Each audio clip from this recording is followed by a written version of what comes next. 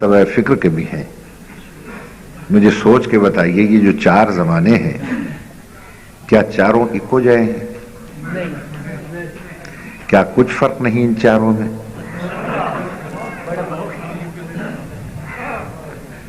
زیادہ سردی تو نہیں لگ رہی ہے آپ کو؟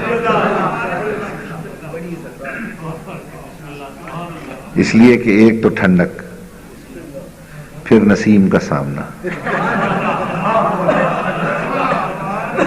اب سلوات نکلے زبان سے تو کیسے نکلے؟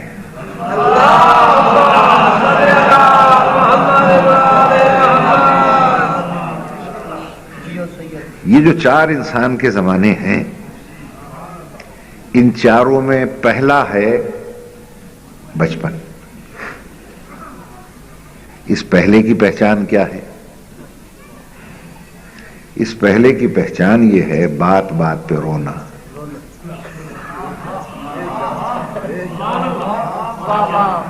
کوئی شے مانگنی تو رونا، کوئی شے طلب کی تو رونا.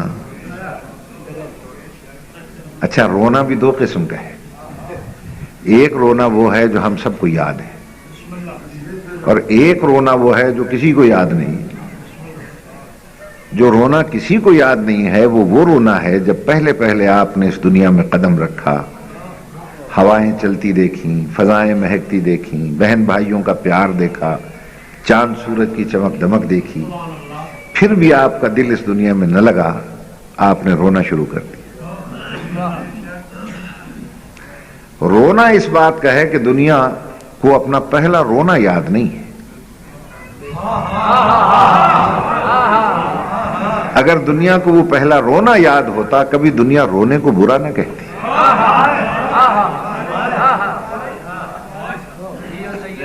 جب تک آپ روئے نہیں تھے ماں بھی اداس، باپ اداس، بہنیں اداس، نرسیں اداس، دائیاں اداس.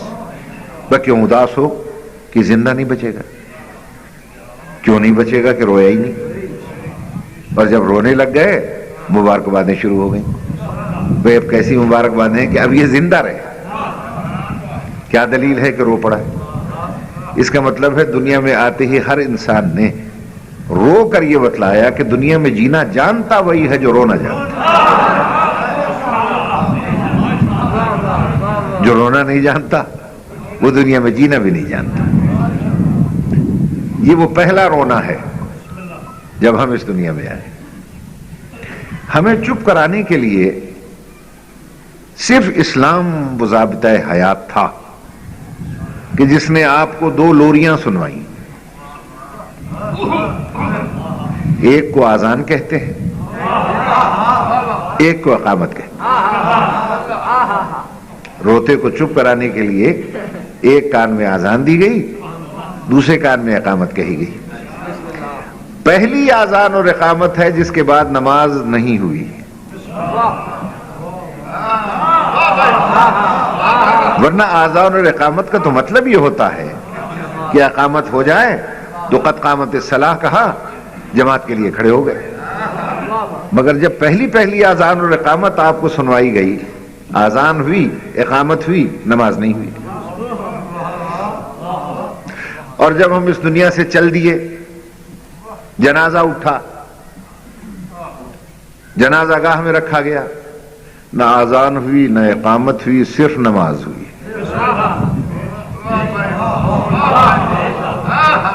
آئے تھے تو اذان ہے، اقامت ہے، نماز نہیں ہے. گئے ہیں تو نہ اذان ہے نہ اقامت ہے، صرف نماز ہے.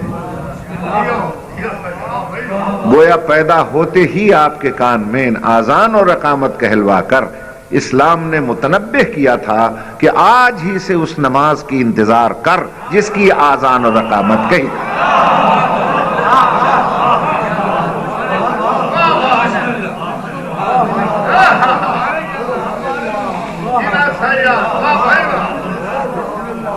بزرگان محترم، اللہ آپ کو سلامت رکھے، خدا آپ کو خوش رکھے،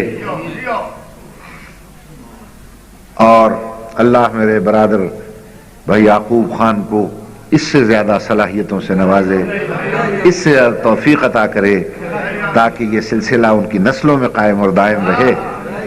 میں کہنا یہ چاہتا ہوں آپ حضرات سے کہ اذان ہوئی، اقامت ہوئی، نماز نہیں، چل دیے، آذان بھی ہے، اقامت بھی ہے، نہیں ہے، نماز ہوئی۔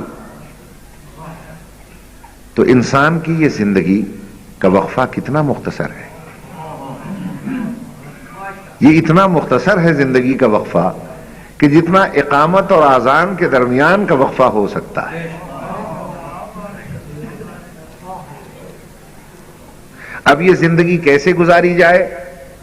آذان اور اقامت اور نماز کے درمیان کا وقفہ اللہ نے عطا کر کے آپ کو یہ بیدار کیا تھا کہ جتنا وہ مقدس وقفہ ہے اتنا ہی زندگی کا وقفہ مقدس رکھو۔ میری بات پہ غور فرما لیا آپ حضرات؟ آپ نے ماشاءاللہ بڑے خوبصورت